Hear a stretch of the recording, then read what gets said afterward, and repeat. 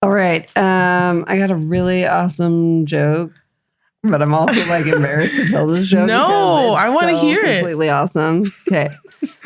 What did the pickle do when it won the championship? What did it do? He just stood there to relish the moment. So I know you're like, what are you talking? Are you? What in the world? You just opened your podcast with a pickle joke. A family history podcast. Yeah. With a pickle joke. What the heck? Who does that? No, we do that. We do. Yes. What the heck do pickles have to do with family history? Like, are we insane? Like, if we could literally take anything and just relate it to family history, like, I think. Well, we've done that so far with every episode. So we're pushing our limits here. Yeah. Pickles. Okay. Yeah. And it reminds me of that movie, My Big Fat Greek Wedding, which is one of my favorite rom-coms. The father in the show, he always says, give me a word and I'll tell you how that word has the Greek root in it. And I feel like we're like that father, right? Give me a word. Baseball give me a topic. Bat. See, and I'll tell you how that relates to family history. Family history. Pickles and family history. And we promise pickles do connect to family history. Okay. And if you're doubting us, we don't blame you, but I promise, stick with us. We're going to show you how this is all connected.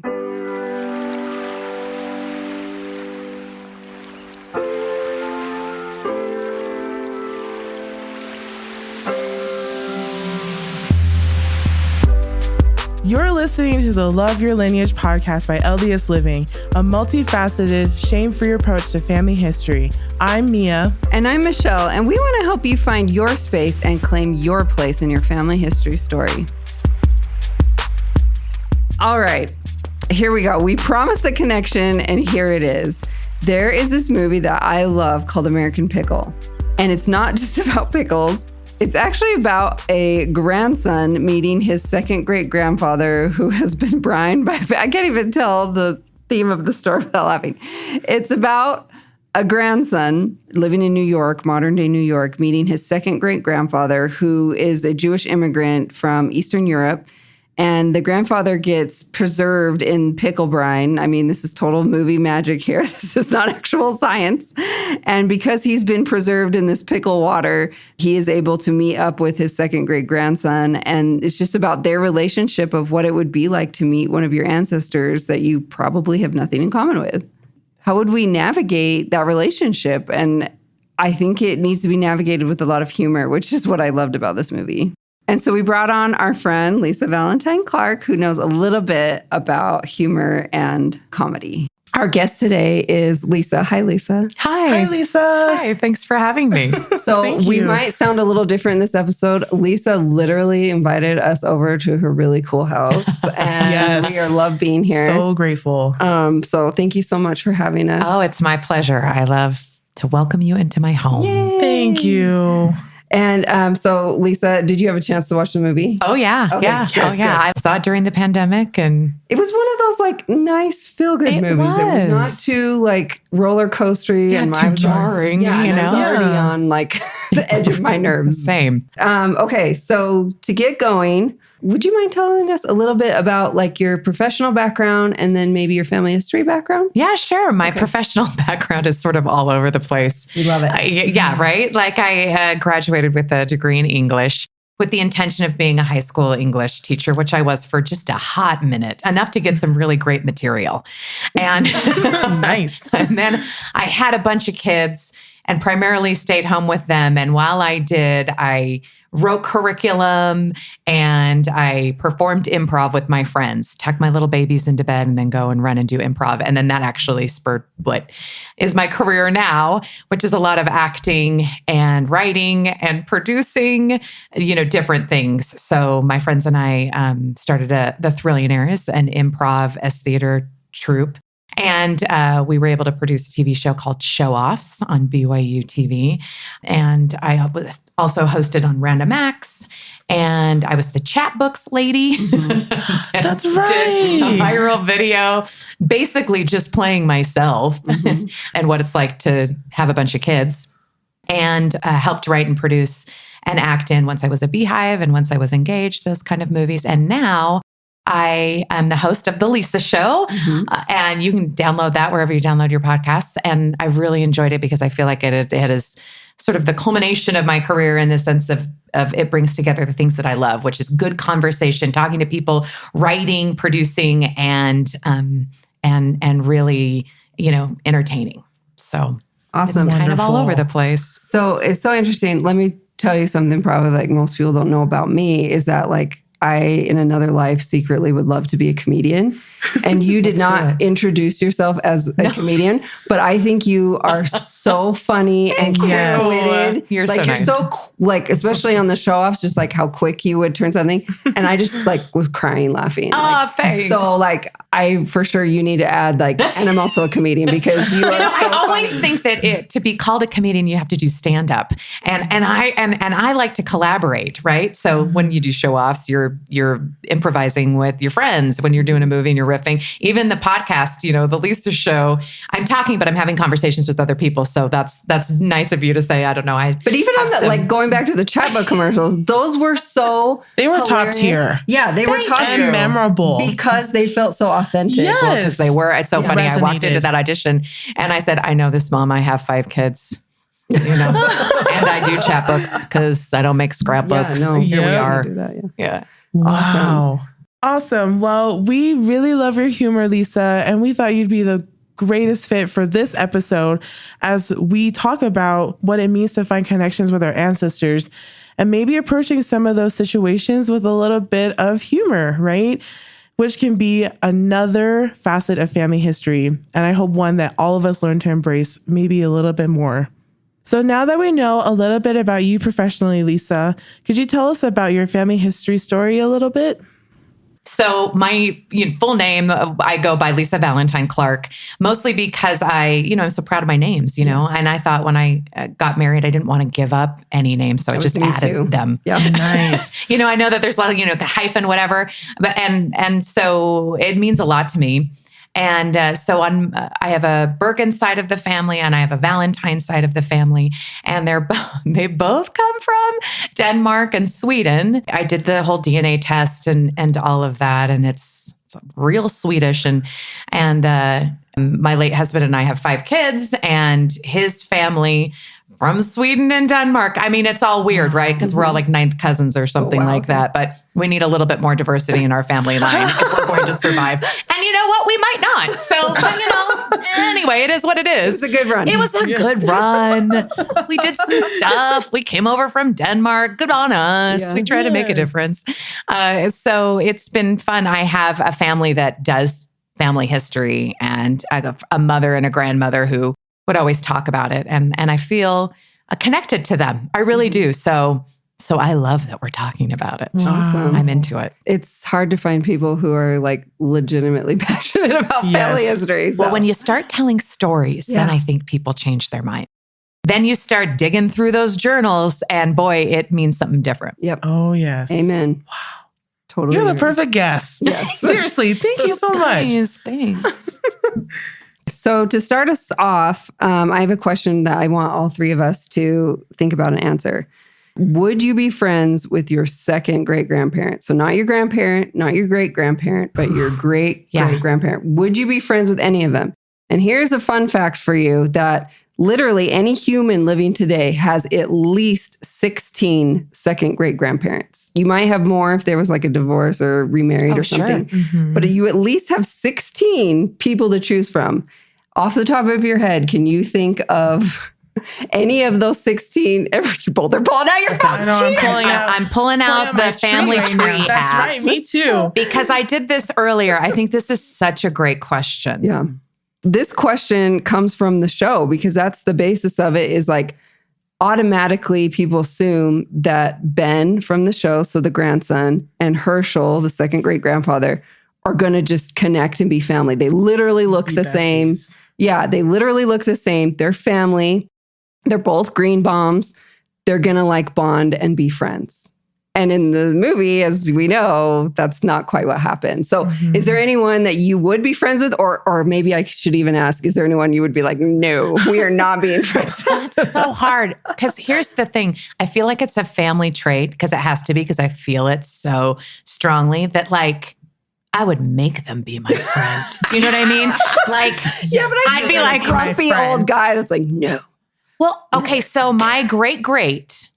So yeah, we're not talking your grandparents, not your great grandparents, but you're talking your great. Yes. Like my great grandfather was Valentine, and he came over from Denmark, and he had the most incredible life. He was sitting around with his friends, drinking, playing cards, and they all sat around and they were like, you know what? We could spend our time doing something better. Let's not drink anymore. Let's not waste our time. Let's just do good. Like, who does that? But like in the middle of Denmark, and it's cold and all this stuff. Like young? How old is he? So he's like, has a small family. Okay. And the missionaries from the Church of Jesus Christ of Latter-day Saints come along, and he's like, yeah, you guys. Welcomes them in. His neighbors literally try to kill the missionaries, and they hide out in his house and beat him up. They want to get baptized in the dead of winter. They had to get baptized. Well, so they have this first of all, they have this like town meeting, but this mob comes in and he's like, oh, this is so great. My neighbors want to hear what I have to say. How great. Which that's how I would be. For Valentine's. We just want people to like us. Yeah. They come and they beat everybody up. He like to an inch of their lives. The missionaries are almost dead. Fast forward, they get baptized like 2 a.m. in a frozen river. Some of his friends help them hide. They chase him down the street one day. He hides out in a friend's business, and the friend's like, listen, this is not looking good. And so Valentine, who's this successful, farmer and makes cheese and does all that kind of stuff, pays for a lot of other members of the church to leave and go to the States. So he does. And as is the story, comes, and it's not easy and it's hard. And so when I think about his life and the path that he put our whole family on because of that, I'm like, would we be friends if I'm like, it was really hard because, it was really hot outside today. I'm like, sometimes my air conditioner, it's like it gets too cold and I get a little chill. And then I'm like, oh my gosh, do I turn it on? Do I turn it off? Like, what do we talk about? Yes. Because just of the modern day. But yeah, so I like to think that I would just sit down, tell me your stories and how you live, because like talk about quality of life totally being different. So different. 100%. And also my friends have never tried to kill me, as far as I know. That was amazing. Thank you so much for sharing that. For me, there's several that came to mind. That's why I was looking on my tree, because I'm like, okay, which one do I want to talk about? There's 16 out of them. So many. I'm like, okay. Okay, one in particular, William Ahia, is my second great-grandfather on my Kanaka Maoli or Native Hawaiian side. And he was in the newspapers for being an actual rebel in the overthrow of the Hawaiian kingdom. So he was trying to protect the kingdom and the sovereignty of the Hawaiian people, and was fighting against America at the time to let America, hey, you illegally overthrew our kingdom. You locked up our queen. You need to get out of here. And so I feel like I have that rebel spirit from him, and I'd like to believe that I have that now. I do. Yeah. And I'm so proud that he did that and that his legacy has lived on, especially in my generation. I feel like a lot of me and my siblings and my cousins have been a lot more vocal about how much the illegal overthrow affected our family and our people in general, and how much we want to claim sovereignty again. So yeah, I never would have considered him maybe being my friend. I've heard stories about him being kind of a rough around the edges kind of dude. And I'm a big softie, so I don't know if I could. Sometimes really intense personalities are hard for me to be around, but I would try my best, like you're saying, to still be his friend. I'm like, hey, I still want to be your buddy. Maybe can I just follow you around and see how you would do that? How you would talk about things, because even the vocabulary about how open we are with the things that we talk to with our parents are different than the things that we feel comfortable talking to our grandparents. Oh my God. So then if you start adding generational, I was going to say, like mental health. Because on mental what? Like if you were talking about self-care, like sometimes you just got to check out. Am I right, ladies? Yeah. Like you just got to have some alone time, and this is what I do for self-care. And sometimes I go for a run, and sometimes I can just imagine my great-great-grandmother going, excuse me, what now? What is that? Yeah, what? So I have this great quote from the creator of American Pickle. His name is Simon Rich, and he says, I come from a long line of Eastern European immigrant Jews, and they had such difficult lives filled with such hard work and grit. My life, by contrast, has been extremely coddled and easy, and I always wonder what they would think of me if they could see me in the present day. My perception was always that they would hate my guts and want to beat me up. Oh my goodness. Oh my goodness. Because it's vastly different. I was thinking of my second great grandparents. I have Eduardo, and he made pasta and was also like a patissier. So he made pastries and bakery. Yeah. And I was like, so you'd want to know him. I'm pretty sure like we'd be besties just because I would eat. Like maybe we wouldn't even talk because we'd just always be eating. Yeah. And that would be my plan. That sounds amazing. That would be my plan. One of the things that came up as you were talking about our second great grandparents, not only would I question, would we be friends, but I've also wondered, like, would they have been friends with each other? Because, like, for example, with William Mejia, he was one who was leading the rebels to fight against America in Hawaii. But then at the same time, my second great grandfather, who's a German immigrant to Hawaii, signed a loyalty oath to America, saying that I will be loyal to America, and I renounce the Hawaiian throne completely in support of it. So I'm like, not only would you got to keep them out of the system. You're going to have a reunion someday, and you're going to probably have to moderate or mediate it. It just blows my mind. Like, not only would I'm questioning would I be friends with them, but would they have even been friends with each other? Yeah. Like, I feel, especially as a mixed person, mixed ancestry, mixed descent, that I almost feel like a living contradiction with these ancestors. Like, would they have even gotten along? But I'm a living descendant of both, of opposite ends. No, I got those journals, and I know in my family line, they would not be friends. See? It's so hard because you want to assume the best of the dead, right? Because they're not here to speak for themselves. Yeah. And there's only so many like artifacts that you have from them. And there's only so much that like journals will reveal, again, probably because of time, but also what was socially acceptable to write down. You know, like I write down all my feelings, like every little thing in it. I have my sad blue journal that I keep all my stuff in. And, you know, and I have read for other ancestors, that was their just like events, highlights, right? So so it's hard to know because aren't we all a product of the environment in which we grow up? So if we have attitudes about like race and gender and religion and politics, like it's easy to judge that against our standards of 2022, but that's what I want. That's what I think is that would be the hardest conversations to have with your great grandparents. Well, I'm just gonna mix it up just a little bit and make it even harder. Let's bring in the concept of language. Oh yeah. Oh my goodness. I mean, not only would you like maybe even if you spoke the same language, you're like, oh yeah, that would be hard. But like most of my ancestors didn't speak English. And I don't speak Italian or Swedish or, you know, so I'm like, literally we would just stare across the table at each other. Like if I was put in the situation that Ben and Herschel in the movie were in, like, I don't, like, I love how awkward that first scene is when Herschel comes to Ben's house and he's like, oh, here's the music. Here is the water. And it was just so awkward and kind of like The Office, you know, very uncomfortable, awkward.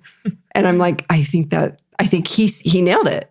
Oh yeah, absolutely. There's so much comedy in that. Yeah. And I think that like anytime that you're, you know, I'm sure that there were a lot of really great charades like to play. And this is my plug for improvisation. People think it has no practical skills. I submit that it might be more important than any other skill. And I also think that humor could be a great way.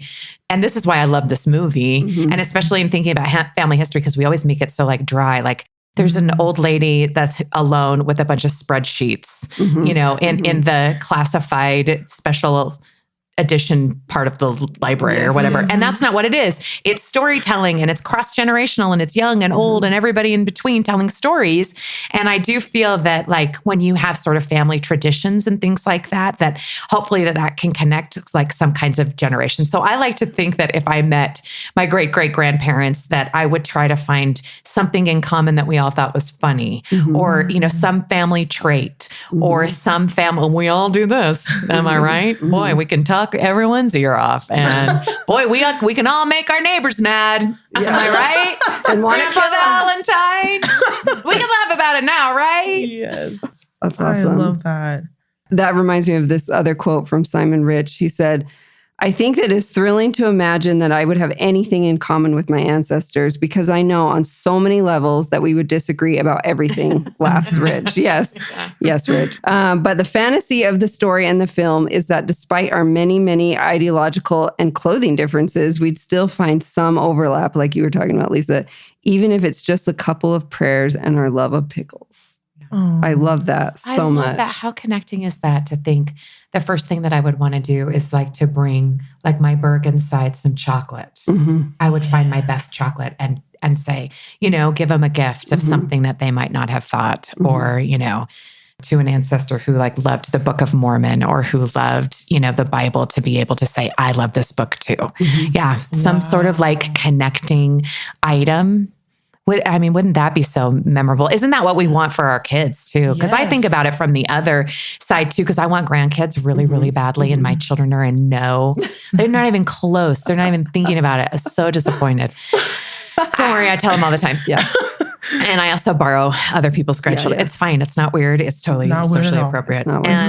But I think about what I want them to know about me. And because my late husband will never, one of the most devastating things about watching him die is to think, oh, he's never going to meet any of his grandchildren and he'd be the greatest grandpa. And so he did and wrote down certain things for them, even though they don't exist, right? For that hope. And so that's why I like to give like the benefit of the doubt to our great-great-grandparents, right? To think, oh, if I'm having this thought and I love these children that haven't even been born yet.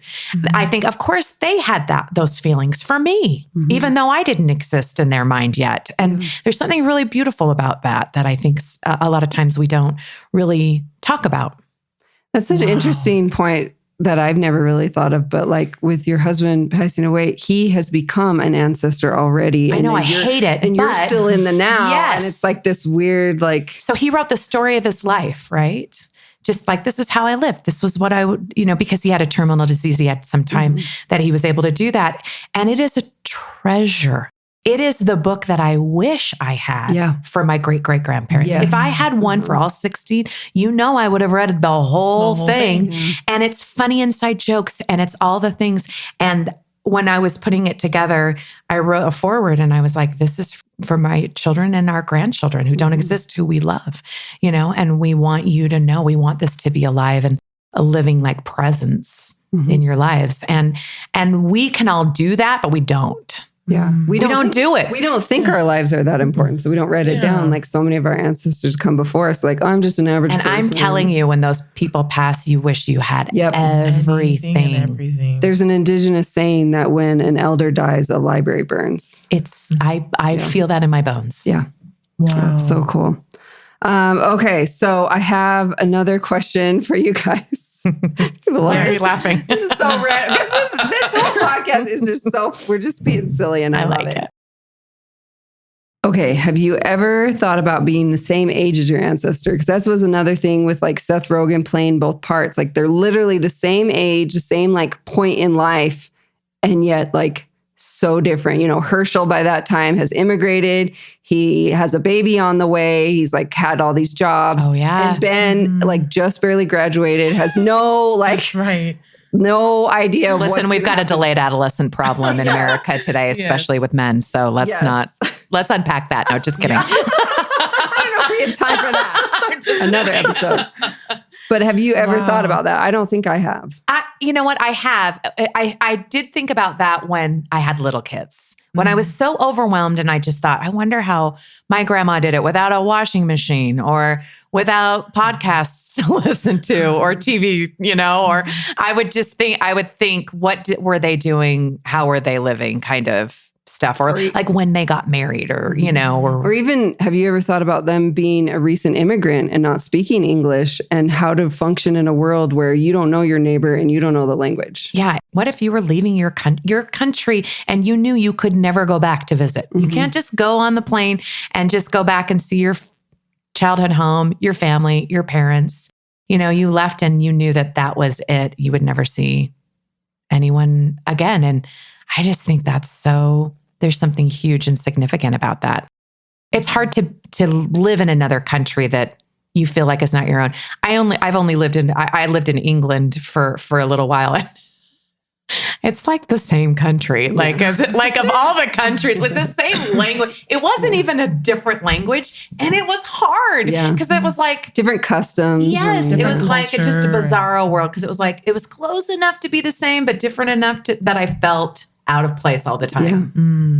And then also being in another country and having to raise children, and the moment that someone just offers a little bit of kindness. You're like, I can list to you names of people who saved me that year. I'm still friends with them because of that feeling. Yeah.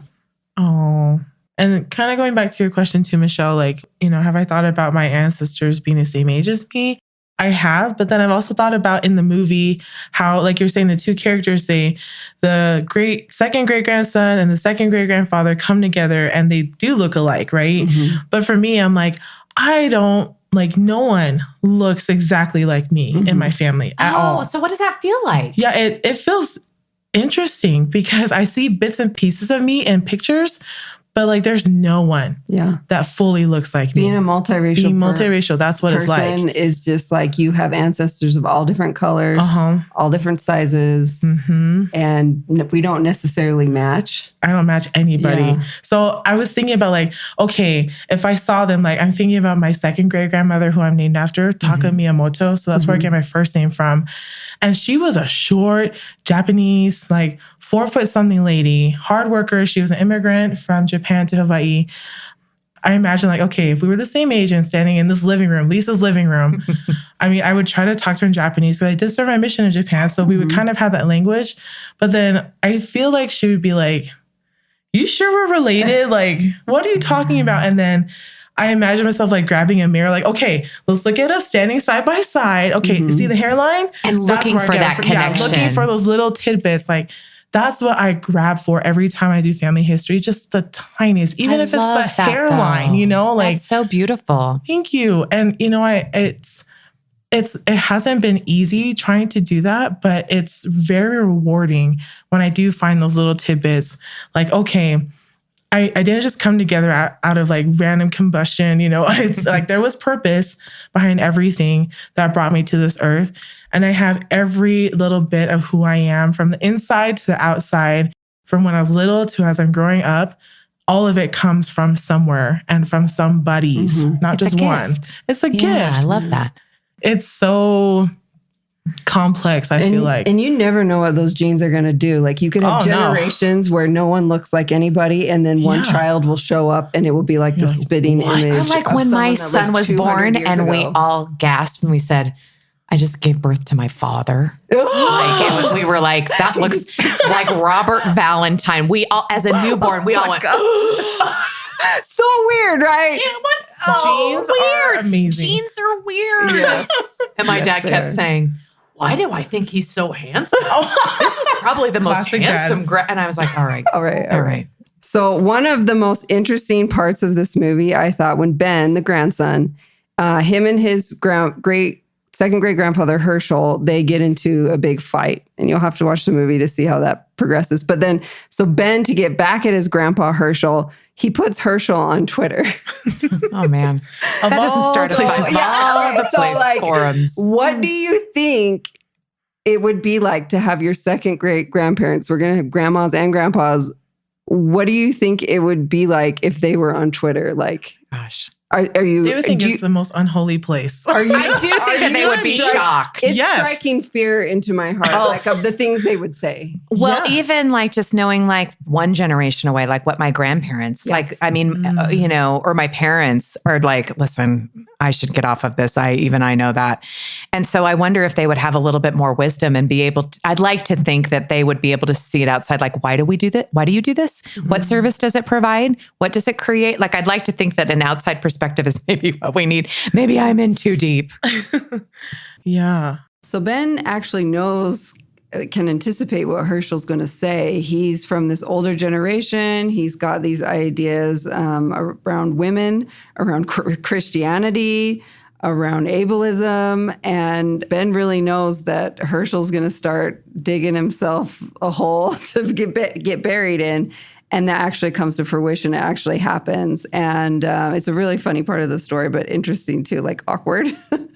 And, you know, a lot of you hear with family history or history in general, that's just how it was back then. That's just how people thought. And it made me question, like, well, why is it important to understand that our ancestors are complex? And I mean, what are the pros and cons of holding our ancestors to our standards?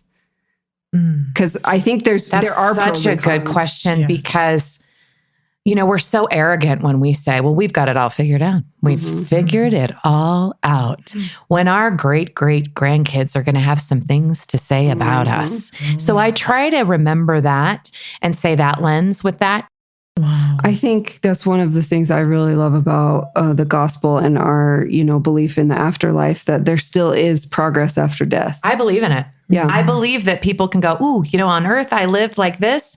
Now I know better. I do better. So we can totally be like, yes, our ancestors had these issues with ableism, racism, xenophobia, sexism.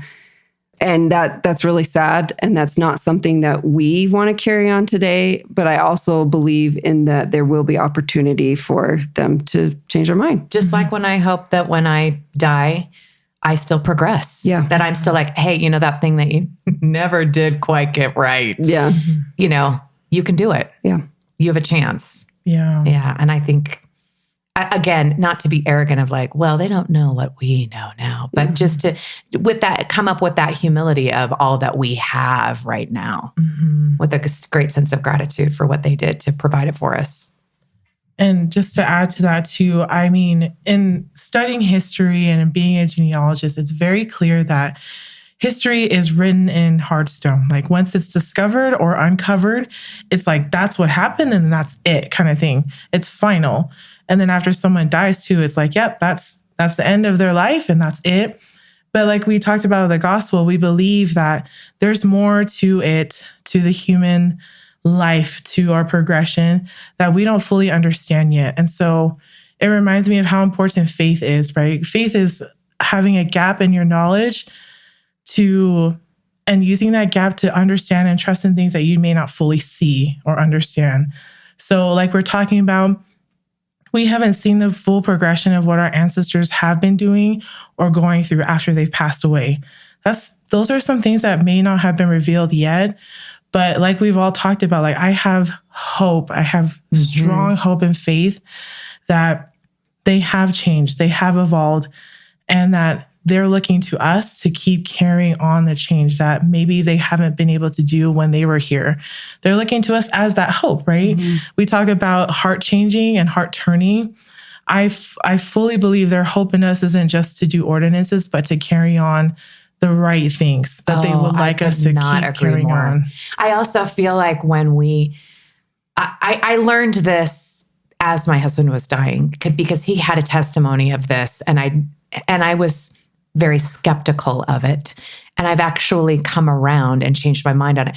I do feel that angels, the presence, the people that come and comfort us in our hard needs are our ancestors. I don't think it's some random angel that's assigned to us as a calling. My grandmothers have been with me. You can feel it. There's a familiarity. There's a remembrance. There's a call. And it's something that I think is really beautiful and is significant. And I think people across different faith traditions will say the same thing, that they, because that makes sense, doesn't it? Doesn't it make sense? Like, why would somebody die and then suddenly not care about their wife and children or their grandchildren? Like, no, that makes no sense. Our hearts are tied together forever. This is like this core doctrine in our faith. So why don't we believe that it works in action? And I do. Amen. Amen. Wow. Thank you so much. Yeah, I really feel that it's like we said, family history is not a line, it's a circle. And as we, I think a lot of our ancestors are hoping for, even us, like we're giving them faith and hope in a space to improve and get better. We also are hoping that they, that if maybe things that they never got to resolve in their life or mistakes that they made, that we are able to step in and almost help them repair that, and like just this circle of giving and loving and connecting. So thank you so much, Lisa, for discussing this awesome show with us. For letting me be a part of this. This was so fun to talk. I love talking about stuff like this. So now I'm really hungry and I want to go eat some pickles. Go eat some pickles. Yeah, amen.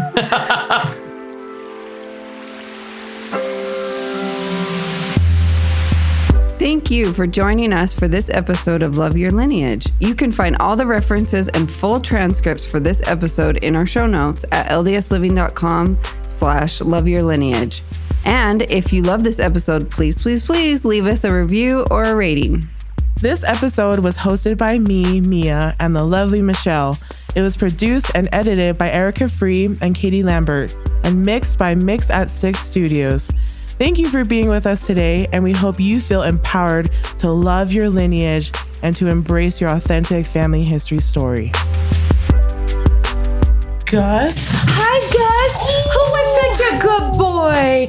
I have the most social dog in the world. Who are my new friends?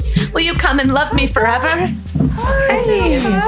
He's going to come and smell you all like, would you like to say hello to me? I have 3 kitties, so he probably can. He's my little rescue dog that I swore I would never get because I hate animals, but I love Gus. So, this is how pets change your this is what you life. do when your husband dies during a global pandemic and you're just sitting around looking at sad kids. You go, well, I hate my life anyway. Might as well get a dog and hate it even more. It doesn't matter. Nothing matters anymore. Then you get a rescue dog and then they save you. They rescue you. They rescue you. And then you say, I didn't know that this would be. And then, because he loves me the most. And I was the one that didn't want him. And the kids are like, this is how it is. You can feel how much he loves you.